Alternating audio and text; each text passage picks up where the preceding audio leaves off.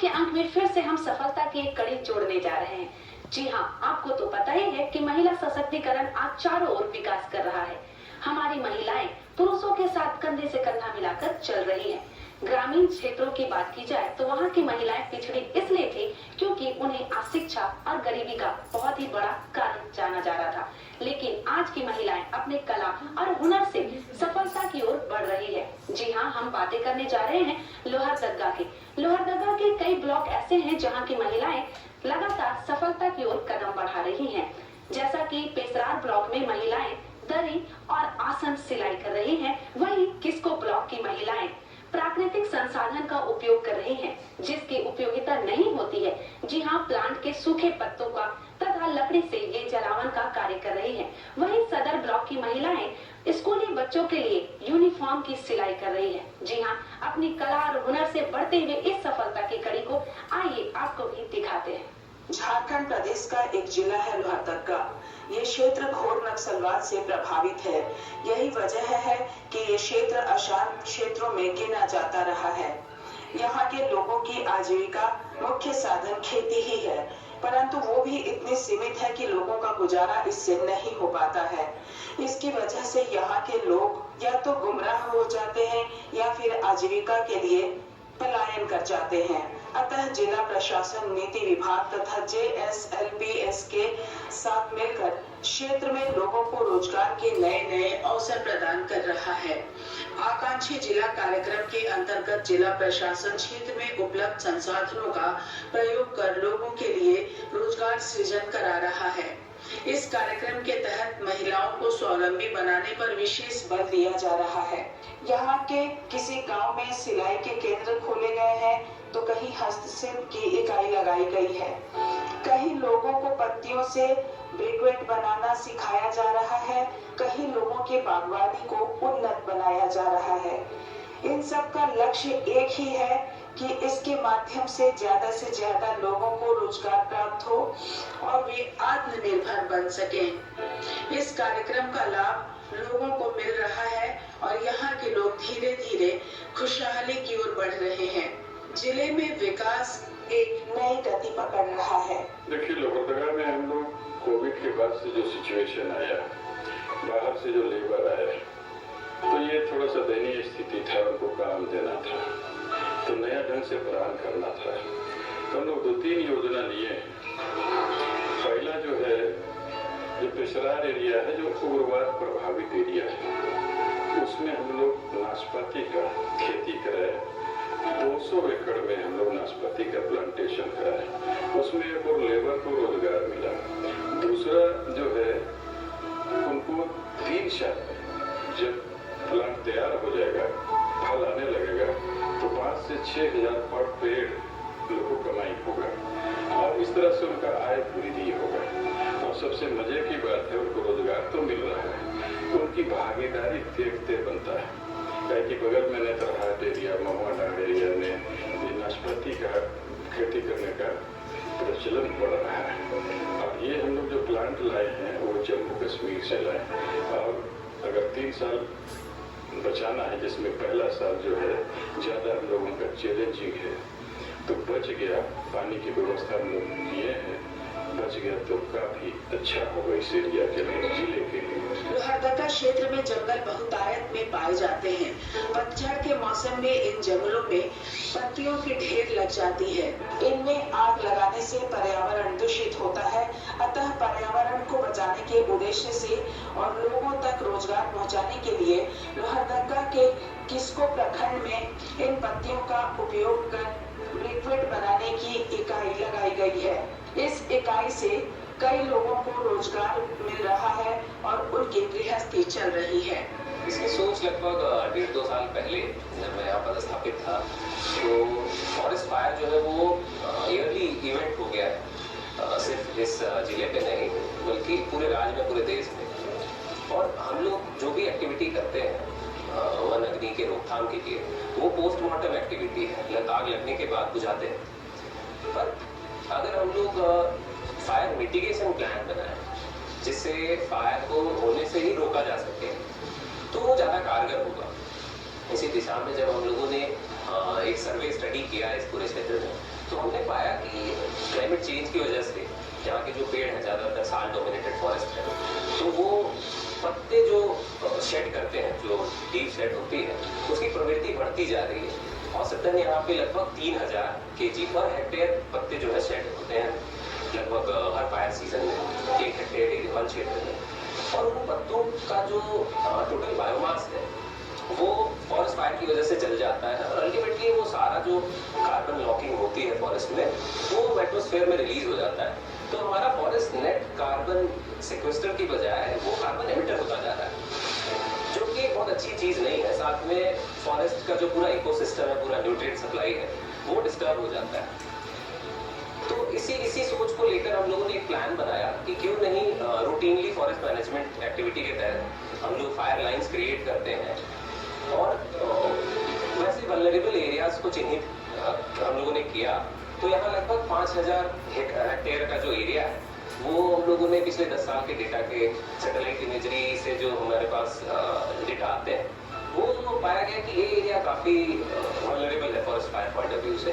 तो हम लोगों ने इस एरिया को चिन्हित किया और यहाँ पे फिर लोकल समिति से विचार विमर्श किया गया, जिला प्रशासन से बात किया गया और स्पेशल सेंट्रल असिस्टेंस जो सी का योजना है उसके तहत यहाँ पे ये प्लान बनाकर उसको कार्यान्वित किया गया है। इसमें यहाँ के जो स्थानीय लोग हैं उनकी भूमिका काफी अहम है, क्योंकि जंगल से वैसे जो वल्नरेबल एरियाज हैं वहाँ से पत्ते चुनने हैं और यहाँ पे लाके मशीन में फीड करते हैं और ये आर्टिफिशियल जलावन, आर्टिफिशियल फ्यूल वुड जो है उसका एक हम लोग फ्यूल वुड का विकल्प जो है तैयार कर रहे हैं, आप जैसा देख सकते हैं। और इससे लोगों को रोजगार भी मिल रहा है। यहाँ पे फॉरेस्ट के जो फ्रिंज एरियाज में लगभग 1 दर्जन गांव है, शुरू में उनको टारगेट किया गया है, वहाँ के लोग लाभान्वित हो रहे हैं और इसके बाद धीरे धीरे हम लोग इसको और भी क्षेत्रों में जहाँ पे इसका पोटेंशियल है वहाँ पे इसको रेप्लिकेट किया जा सकता है। यहाँ पे एक और चीज महत्वपूर्ण है कि ये जो एक्टिविटी है ये फायर्स जो लीफ कलेक्शन की, जंगलों से पत्ते कलेक्ट करने की जो पूरी एक्टिविटी है वो फायर सीजन के साथ कोइंसाइड करती है।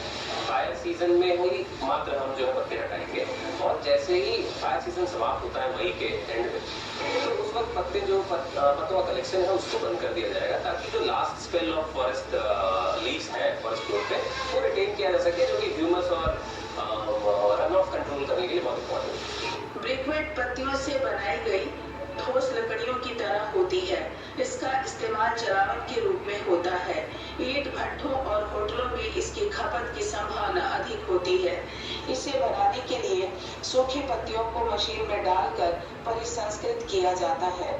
जी सर, यहाँ जो ब्रिकेटिंग प्लांट लगा है इसमें हमारे जिला प्रशासन के लोग आए और हम लोग को गाँव में एक बैठक कराए और बैठक द्वारा बताया कि यहाँ पर एक ब्रिकेटिंग प्लांट लगाई जाएगी और यहाँ उस प्लांट में ब्रिकेट तैयार किया जाएगा। ब्रिकेट है सर ये जो सूखा पत्ता को मशीन में डाल करके और उसको तैयार करते हैं जो लकड़ी की तरह जो टाइट हो जाती है, ये ब्रिकेट का होता है।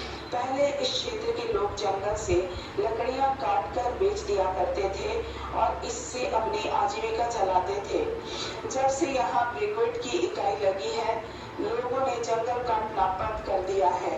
अब ये पत्तियां सुखाकर इस इकाई में लाते हैं और सप्ताह में औसतन 2 से 2500 रुपए तक की आमदनी प्राप्त करते हैं।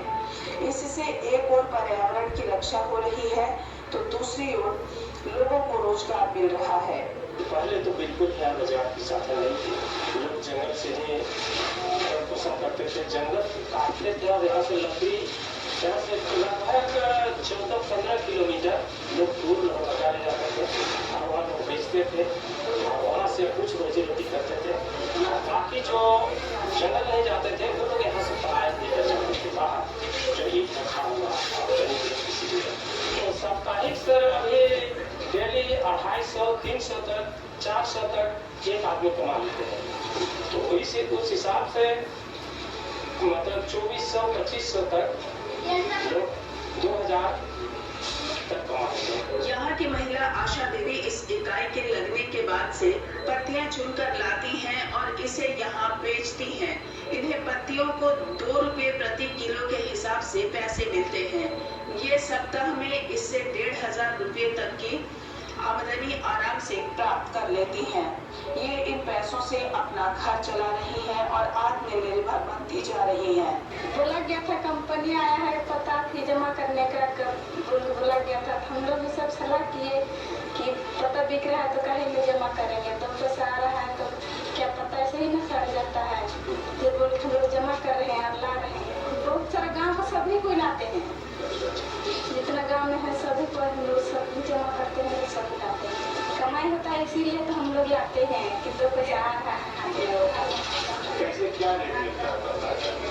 1 केजी ऊपर 2 रुपये मिलता है। तो दिन भर में कितना जमा कर देते हैं या पैसे कितना सप्ताह में कमा लेते हैं 1,000 1,500 से कमा लेते हैं। इसी तरह से किस्को प्रखंड में महिलाओं को आर्थिक रूप से सशक्त बनाने के उद्देश्य से सिलाई केंद्र चलाया जा रहा है। इस क्षेत्र में स्कूल यूनिफॉर्म बनाने का कार्य किया जा रहा है। JSLPS यहाँ की महिलाओं को इस क्षेत्र में प्रशिक्षित कर रही है और उनके हाथों में रोजगार देने का काम कर रही है। इससे जुड़ी महिलाओं को प्रति शर्ट 20 रुपए की आमदनी प्राप्त हो रही है। जैसे कि यहाँ 75 दीदियाँ अभी काम कर रही हैं, जिसमें से 60 दीदियों को 72 दिन का प्रशिक्षण हमने विशेषकर यूनिफॉर्म के आधार पर दिया है। इन सभी दीदियों को यूनिफॉर्म के सारे पार्ट के ऊपर अलग से ट्रेनिंग दी गई। उसके बाद स्पेशलाइज लाइन वाइज जो बैलेंसिंग सिस्टम है उसके बेस पे 4 लाइनें हमने अलग अलग डेवलप कर ली। और साथ ही साथ इनमें से 15 ऐसे दीदी हैं जो इंडस्ट्री में काम किए हुए थे, वो उनके पास एक्सपीरियंस है, तो उनको यहाँ डालने से क्या हो रहा है कि स्पीड जो लानी है उसकी एक आइडिया इनको लग जा रही है। और जो कुछ स्पेशलाइज मशीनें हैं उसको भी वो हैंडल ईजिली कर रहे हैं। तो इस तरह से हमने ये पूरा प्लान इनका डेवलप किया हुआ था। यहाँ जो अर्निंग का जो कॉन्सेप्ट पूरा बनाया गया है ये 30 रेट पे बनाया गया है। सभी दीदियों को उनके दिए गए काम के आधार पे पेमेंट किया जा रहा है। जैसे कि दीदी एक सेट बना रही है तो एक दीदी को एक सेट का 20 रुपये मिलेगा। तो उस केसेस पे यदि वो ज़्यादा सेट बनाएंगी तो उनको ज़्यादा पैसा मिलेगा। ये यहाँ मॉड्यूल रखा गया है। अब क्योंकि ये पूरा का पूरा बिजनेस दीदी लोग में ही रखा गया, ये इनकी कार्यकारिणी समिति से लेकर सारा जो ये बिजनेस यही हैंडल करेंगे। किस्को प्रखंड की मालती देवी स्वयं सहायता समूह की मदद से JSLPS से जुड़ी हैं और फिर उन्होंने सिलाई का 72 दिनों का प्रशिक्षण लिया। यहाँ से आने के बाद उन्हें इस सिलाई केंद्र में रोजगार मिल गया है। मालती देवी जो कल तक बेरोजगार थी, उन्हें आमदनी का एक जरिया मिल गया है। यहाँ जो महिला ग्रुप से यहाँ दीदी लोग आते हैं तो JCPL जो यहाँ बोले थे कि महिला मंडल में जो ग्रुप हैं जुड़े हुए उससे यहाँ खुलेगा, किसको में सिलाई मशीन उससे लिया जाएगा, रोजगार दिया जाएगा बोला गया था। तो उसी के कारण से हम लोग यहाँ से सीधे चले गए थे 2.5 महीना के 72 दिन के लिए। 72 दिन वहाँ से ट्रेनिंग करके यहाँ आए। उसके बाद यहाँ अभी तो नहीं हुआ है, जैसे किस निकला उसी हिसाब से दिया जाएगा बोले हैं जी, इसके हिसाब से दिया जाएगा बोले हैं। तो घर आसपास तो ऐसी क्वालिटी वाला सिलाई नहीं होती है, लेकिन जब चीरी में हम लोग गए तो क्या चीज़ का क्वालिटी है वो क्वालिटी हम लोग को पता चला। घर में सिलते थे ऐसे ही कपड़ा का महत्व नहीं समझते, जाके काट लेते थे हम लोग। लेकिन हाँ अभी हम लोग ट्रेनिंग कर लिए तो जान गए क्या चीज़ होता है क्वालिटी। इसी तरह से पेशरार प्रखंड जो कि सबसे ज्यादा नक्सल प्रभावित क्षेत्र है, वहाँ दरी बुनाई इकाई की स्थापना की गई है। इस इकाई से खासकर महिलाओं को जोड़ा जा रहा है, उन्हें प्रशिक्षित कर उन्हें दरी बनाने का कार्य सौंपा जा रहा है। ये इकाई भी महिलाओं की आर्थिक परेशानी दूर करने में मददगार साबित होगी। हमारा एक इनिशिएटिव है जिसमें महिलाओं को मुख्य रूप से एम्प्लॉयमेंट दिलाया गया है। इसके अलावा दूसरा हमारा इनिशिएटिव जिसमें हम महिलाओं को एम्प्लॉयमेंट दिला रहे हैं वो है पेशरार प्रखंड। तो लोहरदगा का एक तरह से मानिए सबसे ज़्यादा नक्सल प्रभावित जो हमारा प्रखंड है वो है पेशरार प्रखंड, जिसमें पलायन बहुत ज़्यादा होता है। तो उसमें महिलाओं को एम्प्लॉयमेंट दिलवाने के लिए हम लोगों ने एक दरी बुनाई यूनिट सेटअप की है, जिसमें 35 महिलाओं का चयन किया गया है। उन्हें एंड टू एंड दरी बनाने की कला सिखाई जा रही है। साथ ही में सबसे ज़्यादा इसमें जो दिक्कत रहती है, ज़्यादातर इनिशिएटिव में वो ये रहती है कि मार्केटिंग नहीं हो पाती है, जिसकी वजह से सेटअप हो जाता है, लेकिन कई बार सेटअप जो है डिफंक्ट हो जाता है। तो हमने इसके लिए ये प्रयास किया कि एक मार्केटिंग, एक बैकवर्ड फॉरवर्ड लिंकेजेस हम लोग इस्टेब्लिश करके पहले से चले हैं regularly for a 2-year period. जिस ऑर्गेनाइजेशन को हमने दरी बुनाई के लिए हायर किया है, वो for a period of 2 months उनका मार्केटिंग चैनल ही इस्टेब्लिश करेगी। इस पीरियड में हम लोग रेगुलरली मार्केट में और अपॉर्चुनिटीज भी ढूंढने की कोशिश कर रहे हैं, जिससे 2 साल खत्म होने के बाद भी उनको मार्केटिंग में किसी तरह की दिक्कत नहीं हो। दरी बनाने के कार्य से उन महिलाओं को जोड़ा गया है जो लगातार 6 महीने तक इसके प्रशिक्षण का हिस्सा बन पाई। इसमें महिलाओं को किसी डिग्री की आवश्यकता नहीं पड़ी, उन्हें बस जरूरत थी मेहनत के साथ इस कार्यक्रम से जुड़े रहने की। जिन लोगों ने ऐसा किया वे आज दरी बनाने के रोजगार से जुड़ गई हैं, उनके लिए आमदनी का एक नया रास्ता खुल गया है। तो मल्टीपल चीजें थी जो हम लोगों ने ऑब्जर्व करी महिलाओं को चयन करने में। जैसे अगर मैं बात करूँ दरी बुनाई की, तो उसमें हम लोग को ऐसी in terms of academic qualifications कोई हमारी लिमिटेशन नहीं थी कि हम बहुत पढ़ी लिखी कोई महिला हो तो उसे ही रखना चाहते हैं। हमारा कंसर्न बेसिक ये था कि 6 महीने के लिए उनको एक ट्रेनिंग दी जाएगी और इस 6 महीने के पीरियड में उन लोगों को किसी भी तरह का पेमेंट नहीं दिया जाएगा। तो उस 6 महीने के अंतराल में जो भी दीदियां हमारे साथ आके सीखने में रुचि रखती हैं और वो 6 महीने कंटिन्यूसली सीख पाती हैं, उन्हीं दीदियों को हम लोग अपने साथ जोड़ना चाहते थे। जिसके लिए इनिशियल 1 month हम लोगों ने देखा कि कौन दीदियां हैं जो रेगुलरली आती रहती हैं, बिना ब्रेक के कंटिन्यूसली सीख पाती हैं, उन्हीं को हमने इस कार्यक्रम में जोड़ा। अगर हम एप्रल पार्क की बात करें तो इसमें हम लोग ने एक 2 महीने का रेजिडेंशियल ट्रेनिंग प्रोग्राम रखा। रेजिडेंशियल ट्रेनिंग प्रोग्राम के दौरान हमारी कंडीशन ये थी कि दीदियाँ पूरे समय जहाँ पे उनकी ट्रेनिंग होगी वहीं पर रहेंगी, अपने घर उनको जाने नहीं दिया जाएगा, क्योंकि हमने अपने पुराने इनिशिएटिव्स में ऑब्जर्व किया था कि अगर लोगों को हम वापस घर जाने देते हैं तो उनका जो लय है वो टूट जाती है।